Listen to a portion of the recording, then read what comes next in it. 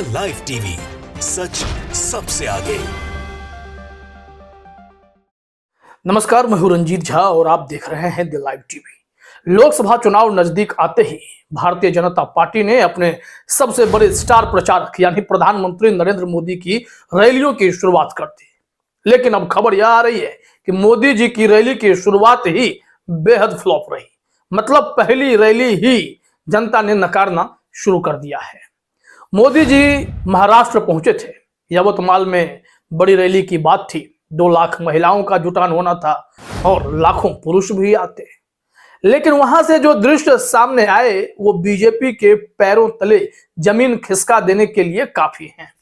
आप भी निश्चित तौर पर देखना चाहेंगे कि मोदी जी भाषण तो कर रहे, लेकिन सुनने वालों में सिर्फ कुर्सियां ही हैं, लोगों का पता ही नहीं चल रहा है।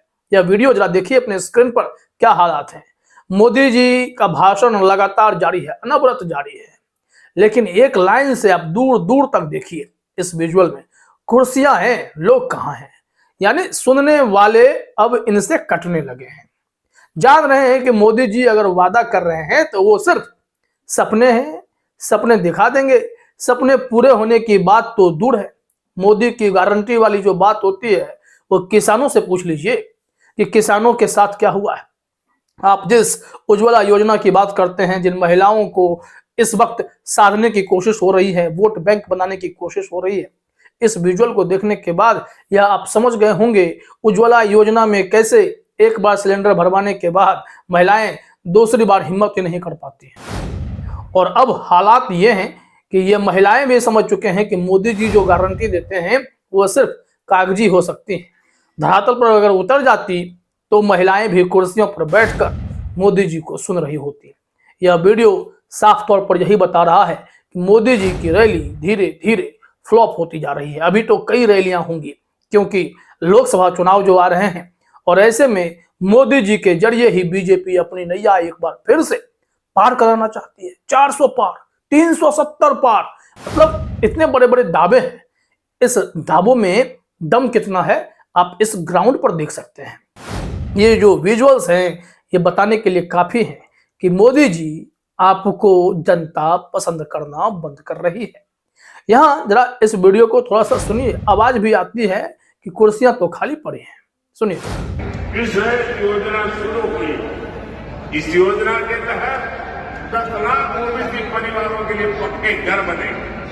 साथियों, जिनको कभी किसी ने नहीं पूछा, खालिए सब खालिए, उनको मोदी ने पूछा है, उनको पूजा है। तो देख लिया आपने।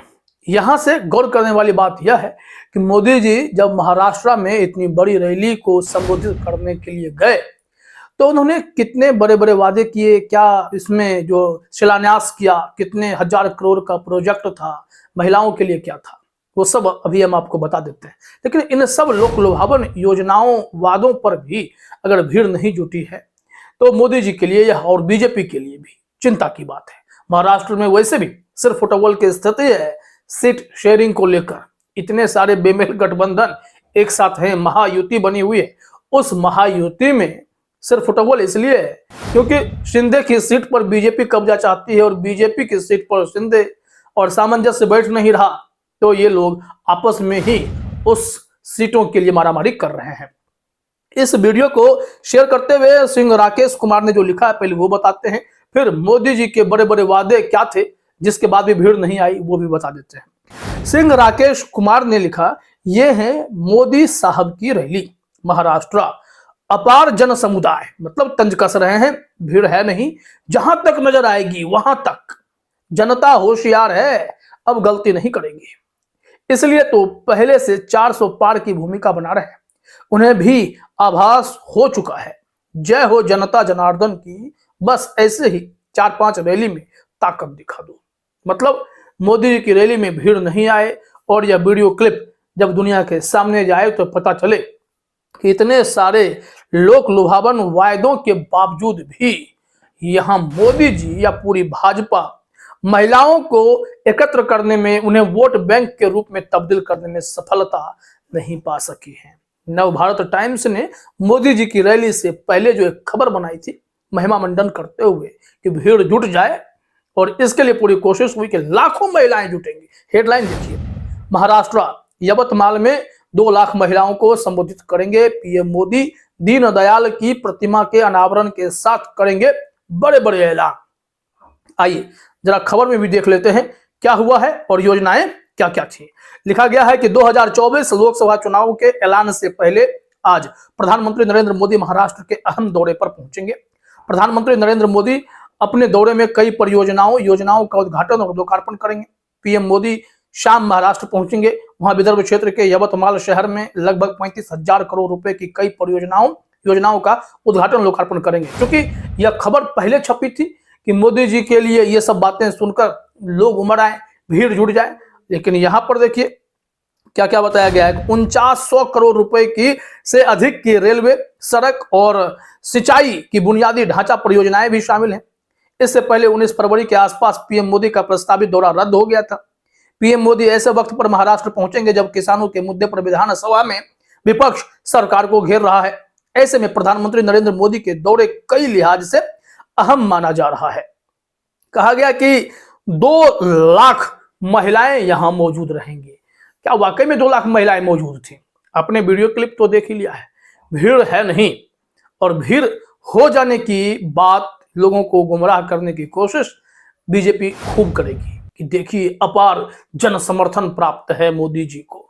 लेकिन 2024 का चुनाव जिस हिसाब से लड़ने की तैयारी है, महाराष्ट्र में अगर देखा जाए पॉलिटिक्स के तौर पर बात करें तो वहां जो महाविकास अघाड़ी है उनके दलों में सामंजस्य फिट है।